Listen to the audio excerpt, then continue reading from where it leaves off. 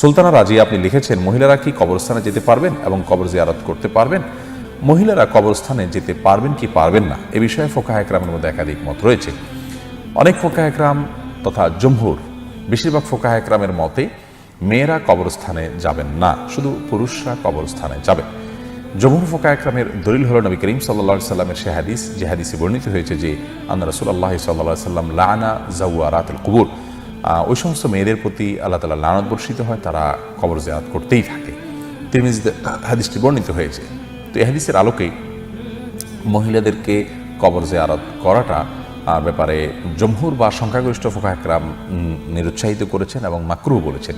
এর আরও নানা কারণ তারা উল্লেখ করে থাকেন, যে তারা অনেক বেশি আবেগপ্রবণ হয়ে থাকেন, সেখানে ভেঙে পড়বেন এবং তুলনামূলকভাবে পুরুষদের চাইতে আবেগপ্রবণ হওয়ার কারণে সেখানে অনভিপ্রেত কোনো পরিস্থিতির তৈরি হতে পারে। তাছাড়া কবরস্থানে গ্যাদারিং থাকে পুরুষদের অনেক বেশি, সেখানে তারা গেলে তাদের প্রাইভেসি লঙ্ঘন হতে পারে।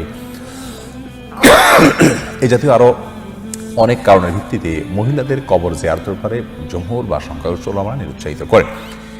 ফোকাহে আহনাফ এর বিশুদ্ধ মত অনুযায়ী, ফতোয়া অনুযায়ী মেয়েরা কবর জিয়ারত করতে পারবে। পুরুষদের জন্য কবর জিয়ারত করা মুস্তাহাব, মেয়েদের জন্য কবর জিয়ারত করাটাকেও তারা মুস্তাহাব বলেন। এবং যে হাদিসে কবর জিয়ারতকারী নারীদের প্রতি লানত এবং অভিশাপের কথা বর্ণিত আছে, তার জবাবে তারা বলেন যে সেখানে আসলে হাদিসের ভাষ্যটা হলো যাওয়ারাতুল কুবুর, অর্থাৎ যারা কবরস্থান জিয়ারত করতেই থাকে, ওখানে পড়ে থাকে অনেক বেশি, তাদের প্রতি এই ভৎসনা এসেছে।